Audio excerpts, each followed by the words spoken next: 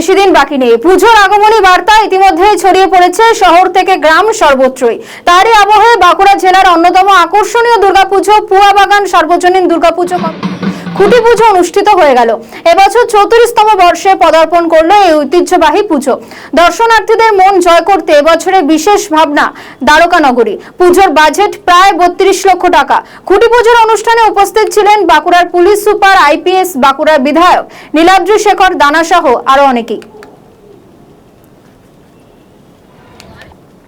আমাদের স্পর্শ করতে না পারে, কোন অভিশাপ আমাদের স্পর্শ করতে না পারে, কোন অভিশাপ আমাদের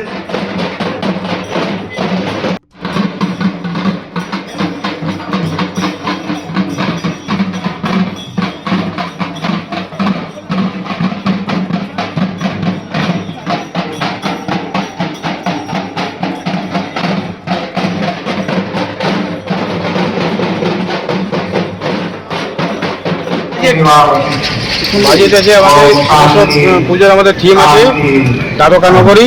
আমাদের বাজেট আছে মোটামুটি 30 থেকে 32 লাখের মধ্যে। আর আমাদের এই 34তম বর্ষ পদার্পণ করছি। আমাদের ভাগাবান, উপসল, পোয়াবাগান কলোনি আছে, আমাদের নারায়ণগ্রাম কলোনি, আমার রাধামাধব কলোনি, শ্রীরামপুর রোড, সবাই আমাদের সহযোগিতায় আছেন। পোয়াবাগান সহযোগিতার মধ্যে আছেন নতুন